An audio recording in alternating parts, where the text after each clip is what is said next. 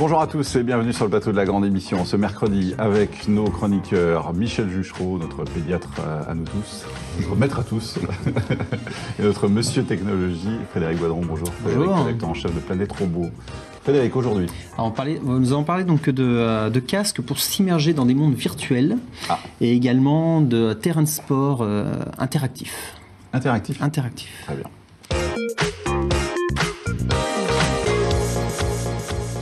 Alors les casques virtuels, ça on a déjà vu en fait. Alors oui, ça fait plus de 20 ans, voire 30 ans qu'on nous bassine avec ces fameux casques virtuels qui permettent de rentrer donc dans des univers parallèles, des univers numériques. Et on le voit avec des films comme Tron de Walt Disney ou Le Cobaye, où on imaginait déjà, donc fin des années 80, début des années 90, on imaginait déjà donc ces casques qu'on pose sur la tête, qui ressemblent un petit peu à des casques de moto. Et qui permettait de rentrer complètement dans un univers virtuel. Ouais. Donc en fait, ce casque permet donc de conjuguer plusieurs sens. Donc il y a la vue stéréoscopique, c'est la mode en ce moment de la 3D. Donc il y a deux petits écrans qui sont placés à quelques centimètres des yeux et qui permettent d'avoir une vue stéréoscopique de l'environnement. Il y a l'ouïe qui est retransmis en fait par des petites enceintes au niveau des oreilles. Voilà, exactement. Et le mouvement de la tête qui est récupéré. C'est-à-dire que quand vous tournez la tête, la vue que vous avez correspond à la vue dans le monde numérique. Alors ça sert à quoi?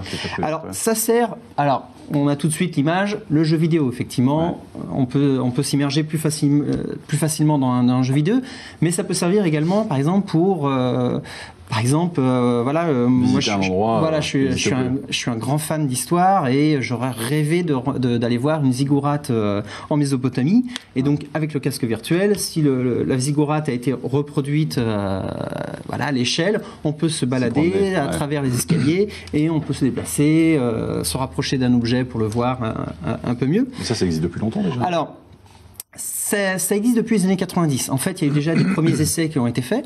Je parle pour les casques virtuels grand public, parce qu'en fait, il y en a qui sont utilisés actuellement dans la recherche, dans le R&D, dans les entreprises.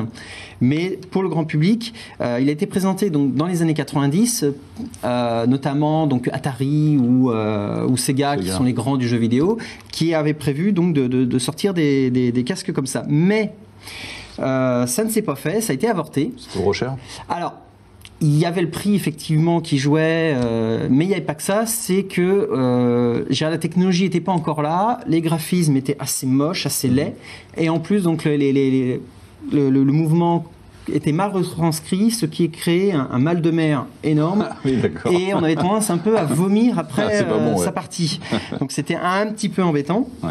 Alors il y a juste donc Nintendo qui avait essayé donc une console qui s'appelle le Virtual Boy. Donc c'était une console en fait qui ne bougeait pas, il n'y avait pas le côté mouvement, mais il y avait une vision stéréoscopique. Ils ont arrêté aussi. Ils ont arrêté parce que donc c'était une image uniquement 4 couleurs en fait. 4 couleurs, 4 niveaux de rouge, et l'aspect vomitif, excusez-moi pour le terme, était très très présent. Donc au bout de 6 mois, 1 an, ils ont arrêté, et quand on regarde dans leur historique, ils font comme si ça n'avait jamais existé. Voilà. Et aujourd'hui alors aujourd'hui, donc ça repart, et donc il y a une petite société qui a créé l'Oculus Rift. Donc c'est un casque virtuel vraiment comme on l'imagine dans les années 90, sauf que maintenant la technologie est là, et en plus à des tarifs qui restent corrects, et donc à partir de... Là c'est plutôt dans les entreprises que c'est utilisé aujourd'hui. Alors actuellement c'est dans les entreprises, mais justement avec cet Oculus Rift on va pouvoir avoir ce genre de casque virtuel à la maison, donc ça sera dans les tarifs entre 200 et 300 €. Donc ça sera intégré dans les consoles vidéo presque. Voilà, soit intégré ou soit en tant qu'accessoire. D'accord. Voilà, et donc ça a été présenté donc au CES de Las Vegas, et encore une fois, c'est vrai que c'est souvent que je dis, mais on arrive souvent sur ce genre de choses, le produit est financé par des internautes sur Internet. Voilà, c'est pas des business angels qui ont financé, mais c'est le même principe, mais que ce soit des business angels, c'est des gens qui sont intéressés par le produit. Les jeux vidéo sont violents, mais c'est vrai que quand on va être immergé dedans avec des casques, ça sera pire. Quoi. Mais en même temps, on va pouvoir aussi rentrer dans des univers... il ne faut pas voir que le côté c'est mauvais. Comme toujours, c'est très vaste, le jeu vidéo n'est pas pas que la violence, il y a aussi des tas de côtés de création et tout ça, quoi. Voir Mozart faire un concert avec un casque virtuel. Par exemple, exactement. Voir Mozart. C'est pas mal ça. Oui, Sauf que là, on peut même se rapprocher du... et aller voir chaque instrument. Ouais, c'est pas mal. Non, vous voyez, Michel, il y a des avantages à tout.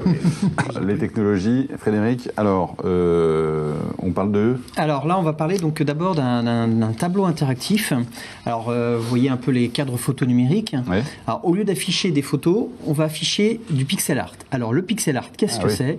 Le pixel art, c'est des dessins, faits avec en gros, je vais plutôt repartir sur vous connaissez peut-être le monde du jeu vidéo dans les années 80, les graphismes étaient horribles. C'est sommaire. C'était donc le moindre petit point, c'était aussi gros qu'un voilà. Et c'est ça. Donc ce point, on appelle ça un pixel.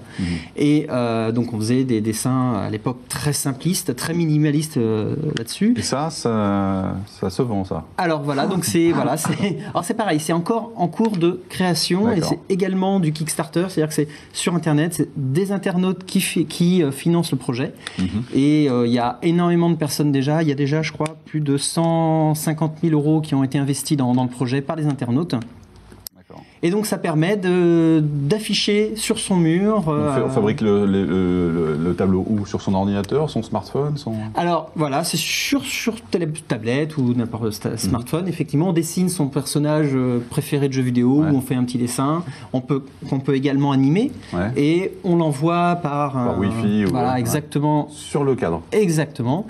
Et on peut même faire il y a un petit senseur qui est intégré, et donc une personne qui se rapproche du tableau, ça peut lancer une animation. Par exemple, ça fait je t'aime ou les petits cœurs qui se baladent ou voilà.